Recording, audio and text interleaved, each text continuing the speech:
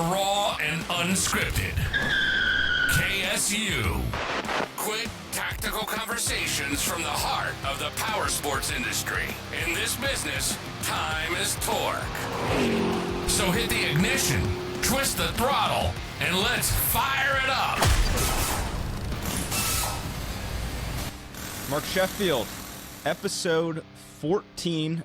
I know we've been looking forward to this episode for a long time. Super excited. It's an interview episode, 10 questions in 10 minutes, although we never really stayed to that 10 minutes. But why don't you go ahead and introduce our guest, and then he'll pop on to tell him a little about himself. Are you sure this is episode 14? So I'm not sure at all, but that's what I'm going with, so that's where we're at. Yeah, I think things are going to be a little bit backwards as well, because we've got one other episode to record that's probably going to play before this one. So episode 15, Mark Sheffield. Episode 15 and a half, maybe, something like that. There we go. So no, I'm excited today. A few years ago, I had the opportunity to meet Jeff Proctor at BRP and developed a pretty good relationship with him. And a couple of years ago, David Baker was promoted into the position of head of North American Power Sports at BRP. And I feel like I've got a pretty good relationship with him. He gave me his cell phone number, but I try not to use it more than 2-3 times a day at this point in time. So, but now as we were getting our podcast together, one of the things we said we were going to do is some recordings of some of the players in the industry. And David was one of the first people that I thought about bringing on. Unfortunately, he had a quarterly earnings call that he had to make a couple of weeks ago, and so we had to push this back just a little bit. But with that, introduce David, if you'd like to say hi to the group and maybe introduce yourself. Yeah, good morning, Cal. Morning, Mark. Extremely happy to be here this morning. David Baker. I've been with BRP for almost 17 years already.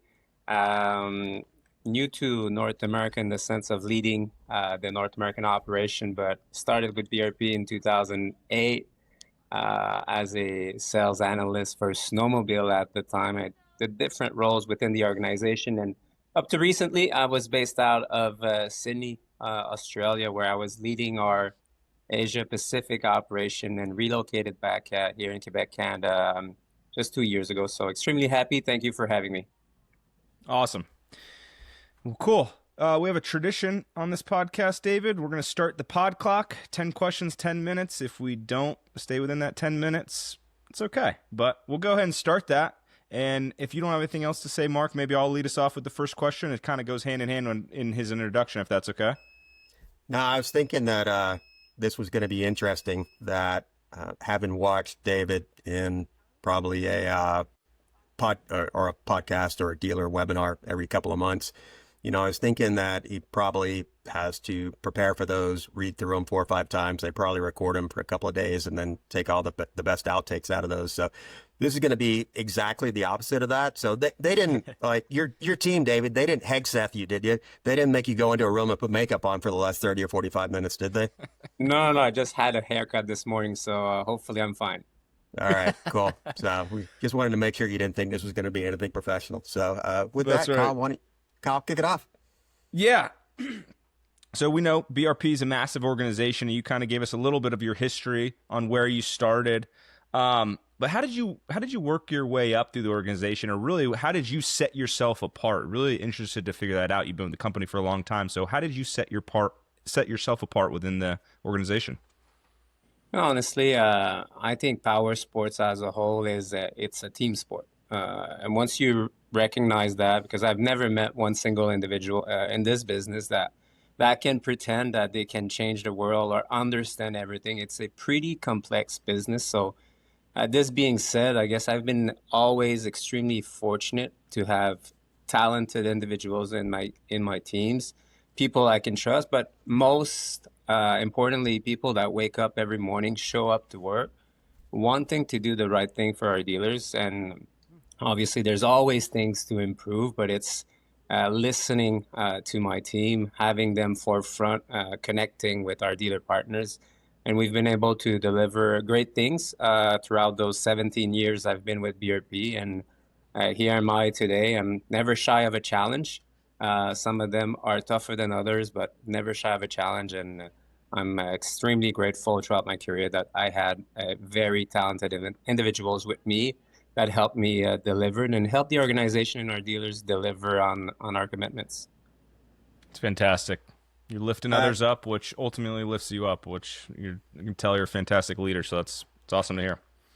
I'm not going to give you a softball like Kyle did. So, me, I've been in the industry for 35 years at this point in time, worked with a lot of different dealers in my last decade doing 20 groups. And, you kind of see two different types of leaders. You see some who want to take credit for everything that goes right and point fingers every time something goes wrong. And, I'm pretty active on LinkedIn. I look at what BRP posts all the time, and I think you do a good job of highlighting team members who accomplished certain things. I think you kind of talk about the team a lot, and I think that kind of comes from the top down.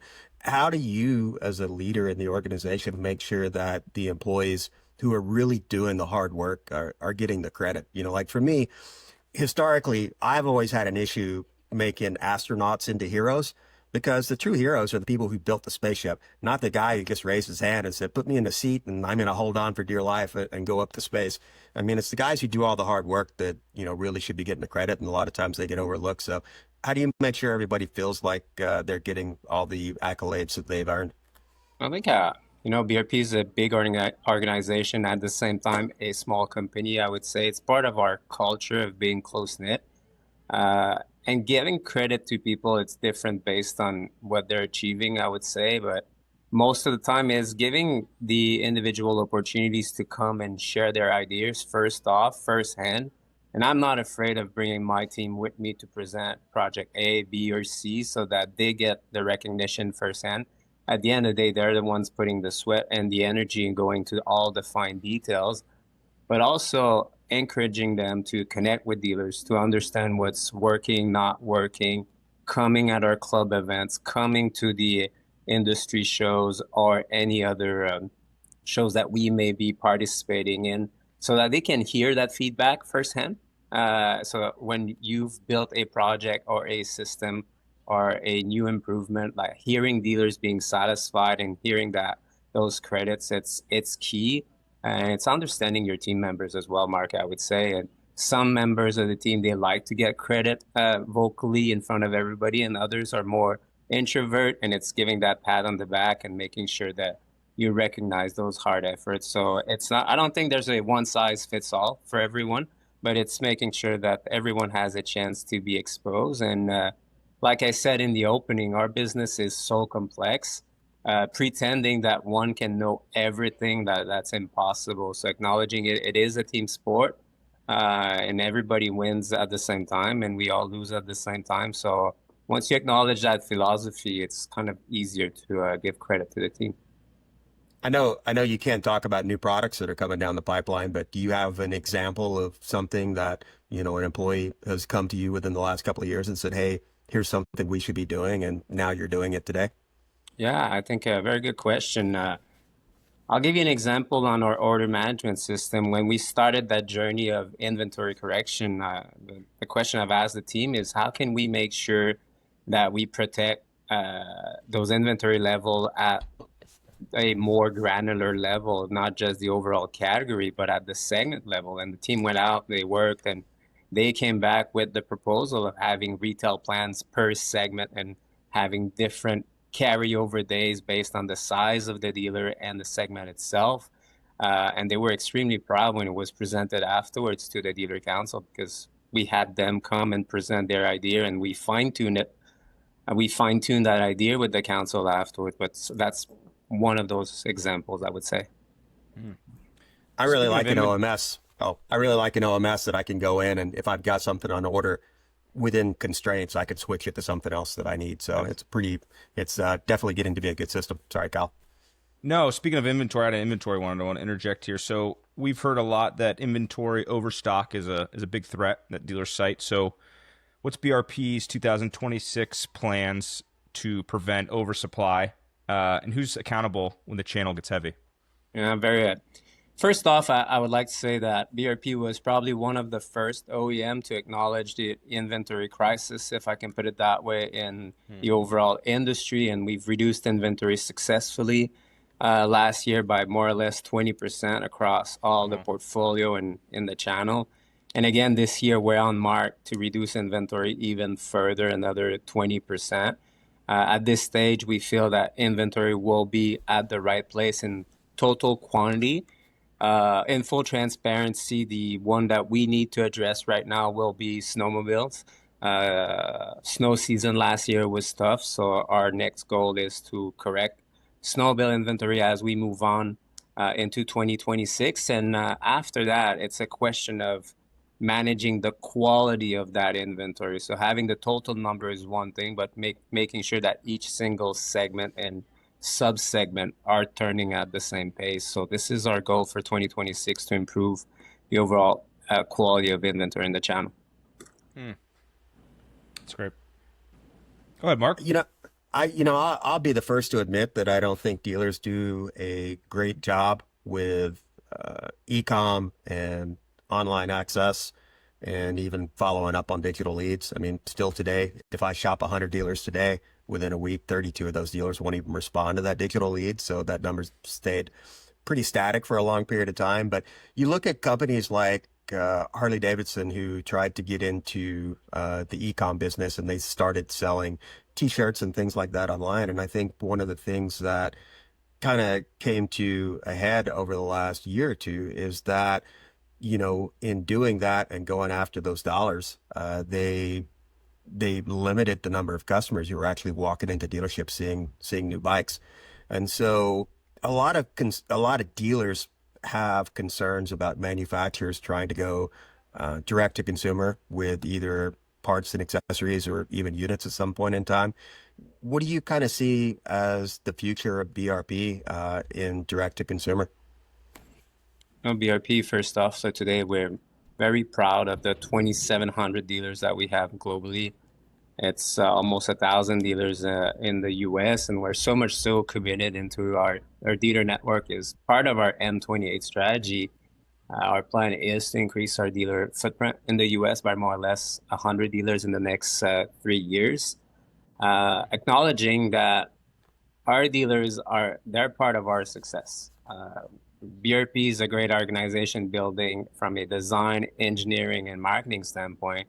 But having great products and bring those products to market, if you do not have a distribution channel, it's extremely difficult to be successful. And I believe our dealers, it's the second greatest asset we have after our products and our engineering capabilities. And for us, the intent is to keep our dealer network and our operators. And the reason I say that is that we're implanted in their communities and connecting with communities. I don't feel an OEM would be able to do this correctly and representing the customers and the brands. From an e-commerce standpoint, though, I think we have to say that BRP is doing e-com from a D2C perspective on parts, accessories, and clothing.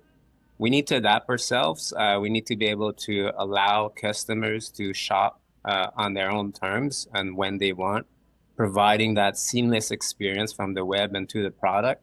But we do it in partnership with our dealers. We don't intend to compete. We use our D2C as a platform for us to a megaphone of the brand, if I can put it that way. And we have a profit sharing pool with our dealers on P&A that's sold online. And I feel that doing this in partnership with the dealers is the best way for us forward. And like I said, our dealers is our most important asset, and our success is based on the success of our dealers. And we're going to be focusing energy to ensure our dealers continue to be successful and profitable so that we can guarantee the operation for the next 100 years ahead of us. Are you planning 100 years in advance? I don't think I'll be here in 100 years, but I want to make sure that the next generation running this company will be here, and the next generation running our dealership will still be here and profitable at the same time. That's great. BRP's made everything else. Why don't we have a baker bot? Maybe that would not be a good idea, I guess. I don't know if you guys saw, but the pod clock malfunctioned, so we have unlimited time left. So that's great news. Factory equipped models, David. A lot of them arrive with nearly all the accessories a customer wants nowadays. great for the customer, obviously, a little bit hard for the dealer to make some profitability on those units. So how do you balance the factory builds and with the dealer upsell opportunity there? Yeah, clearly today, there's a lot of vehicle coming up from factory with a lot of accessories. When we look at the trend and looking at side by side the cab vehicles, for sure there's less and less accessories that the dealers are bolting on these vehicles. But then we're designing the products with accessory bolt-on possibilities. When we've launched the 2026 lineup on side by side, we've also launched 200 new accessories at the same time. And we also have our Link proprietary system where not only when you buy an accessory, the Link system allows you to transpose those accessories from one product to another. And where we've launched Link 15 years ago, it's proprietary to BRP. It makes that transposition of accessories easy. So yes, some vehicles are coming more equipped from factory, but we're still investing in the development of those accessories so that dealers can maximize their profit opportunities and also providing customers what they want in terms of accessories. So I think we need to balance efficiency on the production line, what the customer want, and balancing the needs of the dealers as well. 200 new accessories. That's a lot. That's awesome. They're Very counting cool. each nut, every nut and bolt. So there was there were a lot of nuts and bolts in there. So very, very special BRP logo on them. The I think America is kind of a tale of two customers right now. It's a very odd time that we've got 50% of Americans have record wealth today. 401ks, investments are doing great. A lot of people locked into low interest loans on their homes. And yet we've got 50% of Americans that are struggling to put food on the table and pay their rent, pay their electric bill. And that situation seems to be, I would say, getting worse at this point in time with kind of an uncertain time frame on when things are going to get better.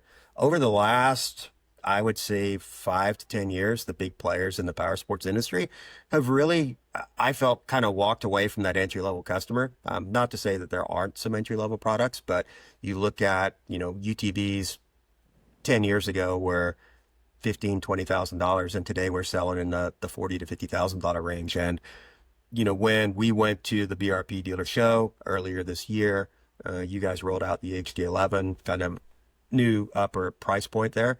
I will say from the dealer side of things that the HD11 has been gangbuster. So if you got any extra, feel free to send us some because we don't have enough today. So cap models, please.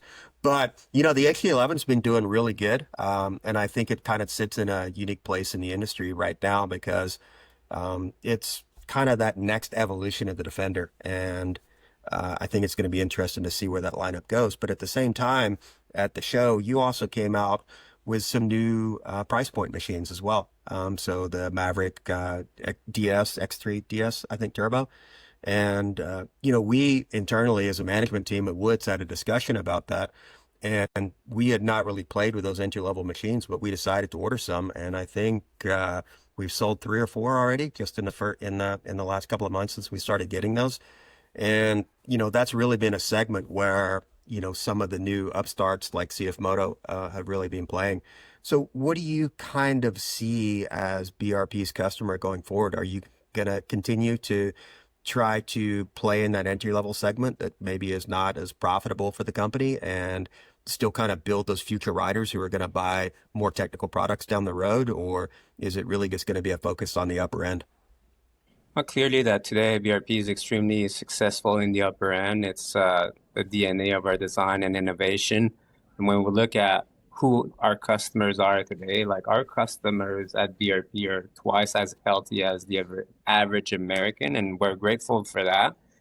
People have the purchasing power for our products, but to your point, how do we bring more people into our industries and how do we grow the category? Like if I make the parallel, like BRP has done this in the past when you look at Spark and what the watercraft industry was, and I don't want to play with words, but it did indeed spark the watercraft industry and bring some new faces to that sport, and it continued. Clearly that bringing more value for customers is top of mind for us. And that's why that we've reduced pricing on some key models. Like when we look at that X3 Turbo and the market share and the performance of that vehicle versus the big brother, if I would call it, the X3 Turbo RR. The Turbo RR is a market leader and a flagship vehicle for us, and we were not performing as well on the entry level category, and recognizing that probably the price point was too high, which led us to reduce the pricing on these vehicles, but as well on the cab HV, HD9 at the time, and up to recently where we've announced the Defender Cab DPS HD10, which makes it the most affordable cab of the industry today with the MSRP starting at $23,999. So clearly we're leveraging the old platform of the Defender, which was a very good vehicle when you, in hindsight, and having that new price point, it's striving towards making the vehicle more affordable. So every year we'll be looking at that, analyzing the market, and you've mentioned it, Mark. CF Moto is pretty aggressive on pricing, and hence we've reduced pricing on the Maverick 50 and 60 inch as well. And we'll continue to analyze our portfolio and making sure that we're able to bring more value for the money, because it's in the interests of us and for our dealers to drive more traffic. And if we can grow that industry, we'll all be extremely successful. Is there a direct pathway? Do you find that if a customer's first vehicle is a BRP product, a Can-Am or any of the other brands that you have, do they typically, through their lifestyle, tend to stick with your brand, or do they potentially pretty fungible and move around? No, what we see, there's different dynamics between brands, but obviously it's way easier to retain and upsell a customer that's already in the family.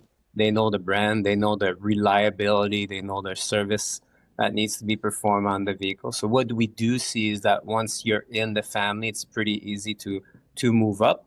But still, it's on us to make sure that we're able to attract new people into the brand in the first place. Cool. Thank you. Cal? Very good. Just talking about customers and price points, the one question that goes hand in hand with that is, how are you guys using dealer data? So sell-through, turn rates, customer demographics, especially to make smarter decisions and avoid past mistakes. How do you guys use that dealer data? For sure, in the industry, all OEMs are governed by the industry associations, where we do share retail numbers and for some wholesale data as well. So that's the anchor point of looking on every week and monthly as well, performance at the dealer level, and making sure that the velocity of the units are moving at the right pace, and then making the proper adjustments in productions. But we're really focused on looking at turns in terms of off-road. And that's why we're speaking of OMS previously. We've made some recent changes to how we manage OMS. Instead of being one number in terms of stocking, it's a profile based on the segments, and each segment has a maximum cap in terms of days of inventory. And we're trying to have turns of 3 per year and all the way up to 4 and 5, depending on the segments. And the system auto-adjusts on a monthly basis. And then internally, we review the overall plans of the dealers 3 times a year, so that we're connected with industry dynamic and how everything is moving, so that we have the right product. We have there's no plan to push too much units out there and then selling units as non-current. It's not profitable for the organization. It's not profitable for the dealers. There's many risks for the dealers as well there. But then we invest so much in marketing to build our brand and brand equity. We want to make sure dealers are able to sell at full MSRP, and we're building a brand for the future, as I said in the introduction. So there's a deep focus on managing inventory. Fantastic. 10 years ago, when our average selling price on a UTV was 15 grand, today our average selling price is $27,000. And I'm not just talking about BRP here, I'm talking about the industry. But, I can go down to the Ford dealership at this point in time and buy an F-150 4x4 for $40,000. I can go to my local power sports store and spend more than that on a new UTV. And as that price has started to increase, I truly believe that the customer's expectations of how that vehicle is going to perform and operate and how it's going to hold up over time has increased as well. And I think that we as dealers a lot of times feel like maybe the manufacturer isn't as fully cognizant of what the consumer's expectations are, because you kind of have that layer of us between you and the customer. And so we kind of get to deal with some of those customer issues before you ever hear about them. How do you bridge that gap between what the customer's expectations are and what you can actually profitably and reliably build, based on the volume of products that you're actually assembling? I think there's two elements to that question, Mark. First off, I would say that BRP as an organization, we're recognized as innovators, a company that brings a high quality products to the market. Therefore, we're not going to make any compromises either on design, technology, performance, or durability. Some companies could make that choice, but for us, those are kind of the marching orders of our DNA as an organization. But then to the second part of your question, how do we stay tuned with those customers? Like the engineering team is connecting the marketing team as well with customers to understand what are some of those features and benefits that are working, what are the ones that we need to improve. We saw it with the Defender HD11. We've been listening to the market for the last 10 years since the first one was brought to market. And we did bring a bunch of improvement to that vehicle. So it's a question of listening to dealers and customers at the same time through those focus group, staying true to who we are and not compromising on those costs in terms of who we are, like design, performance, and durability. But then at the same time, I would say that we are cognizant that we need to drive and work on costs. So internally, our manufacturing footprint is very much obsessed of understanding every single dollar per unit so that we can drive some of improvements and hopefully bring cost reduction to customers down the road. I think it's really interesting that your flagship product, the HD11, versus your key competitor's flagship product. They have really been trying to represent that the HD11 competes against their product, and that it should be a similar product. And I think we as dealers and consumers have recognized that the HD11 is not a new flagship product for BRP. It's an evolution of the Defender. And so I think that the astute dealers are really recognizing that, the HD11 is not any lesser than anything that's out in the field right now. It's better than what you had before in a lot of ways: quiet, power, the way that it functions, and the integration with accessories and things like that. So, I think it's really interesting where that product is being placed in the marketplace right now. And I think that everything that I'm hearing from dealers leads me to believe that the HD11 is going to continue to do really well. Absolutely, Mark, and thanks for the feedback there. And every year BRP invests close to $500 million in R&D, and we're going to continue to do that, to continue to bring innovation to the market. So we're not stopping here. Yep. Great. Kyle, one more? I'm out of questions. If you have any more, maybe Mark, you want to leave us on one last one, or what do you think? You got one more? Last one I had for David. So, kind of coming from the dealer side, I met your predecessor, Jeff, when things were a little bit fractured between me and your company, and he was willing to say, hey, I'd like to talk to you, and I'd like to hear what you got to say. And I can't tell you that I'm going to fix everything, but I think that we can work together to be successful. And my relationship with BRP today is very, very different than it was 3 years ago. And, I've kind of carried on that same relationship with you. And, I want to work together to fix things. I don't want to just fix things for our dealership. I want to make sure that things are better for every dealer in the country. And, it's really interesting that there's, of all the players in the power sports industry, there have only been a few that have had, executives at your level that have been willing to reach out and say, hey, let's talk and let's see what we can do to fix things. So I think that that tells a lot about your company and your leadership. And, also what Jose has put together over the last 30 years in the industry. How do you how do you find that middle ground to work together with dealers to come out with the best outcomes possible, knowing that, you know, 80% of what you want to accomplish is the same things that dealers want to accomplish, but there's also 20% of things that we would like to do that maybe aren't in your best interest and vice versa. So how do you find that middle ground, and how do you become the brand that dealers are are making the choice to do business with when we do have many options? Absolutely. They have many options out there. And to your question, how do we find that middle ground? For me, it's staying connected, Mark, and being connected is multiple levers and layers, should I say. When I first joined the group here in North America, what I've asked the team was, okay, who's on the dealer council? What are the minutes of the last meeting? What's the agenda for the year? We've reshuffled a little bit the council. We do have 8 dealers in the US, 3 in Canada, and I hold dealer council religiously on a quarterly basis.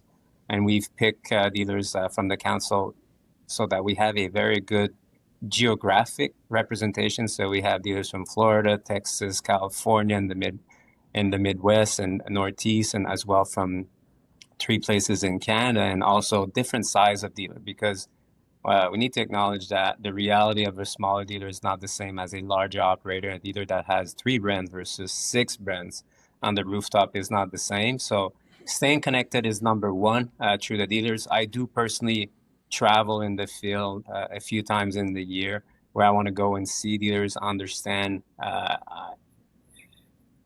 at home what's happening, what are we doing right, and what are the elements that we need to change. And then when I come back home, have that conversation with the team of, okay, what can we do? And it's always a balance, trying to maximize what's good for the dealers, but also what's good for the organization, and recognizing that not everything can be changed overnight, but having that policy, or let's say mentality of having that discussion, or the courage of having that discussion in the first place. For me, it's and some discussions are not always pleasant to have when we need to fix stuff, but it's okay that everything is not perfect day one. And I do, you said it on the opening, Mark, like you do send texts here and there and once in a while, but I have that relationship with dealers. And at the end of the day, I show up to work, the team shows up to work every day. We show up for our dealers. We do not sell to customers. Like, we build products for end customers, but we service our dealers, and that's our mandate. And it's by connecting, speaking, open dialogue, and having a culture of and a mindset of, let's continuously find those nuggets of improvement. And when we'll look back in a couple of years, we'll be impressed by how we've built that organization. So that's how we come to work every day, and trying to improve how we do business. And like I said, maximizing the overall return for all the parties involved. That's great. Cool. David Baker, I can't thank you enough for the time you spent. We had a list of a million more questions. We could sit here for hours and ask you and pick your brain, but we'll be respectful of your time and everyone else's time, but highly, highly appreciate everything you shared with us. And I know everyone's going to love listening to this one, so I'm extremely grateful. But anything you want to leave us with, any top secret, trade secrets you want to leave us with, or any words of wisdom or anything to sign off with? But once again, thank you for the time. But anything you want to leave us with today? Well, first off, I want to say thank you, Cal and Mark, for inviting me on the podcast today. And I'll leave you on a couple of words. Like I said, we have a fabulous industry, an industry of passionate operators, and everybody here at BRP is working for our dealer network, but also for our customers, building the right product. And I'm looking forward for our next club in August to unveil other exciting products for our dealers. Awesome. Mark, anything from you? Nah, David, I appreciate making the time. So I know you got a $4 billion division? Maybe we should say that in Canadian dollars. What is that, like $12 billion in Canadian to run? So we don't want to take any more of your time, but we do appreciate you giving us 45 minutes of your day today. Pleasure's all mine, Colin, Mark. We'll see you at AIM. Look forward to meeting you in person. Thanks everyone for joining. Appreciate you riding with us on Raw and Unscripted. KSU. We'll be back next week with more ways to rev up your dealership success. Until next time, keep the throttle wide open.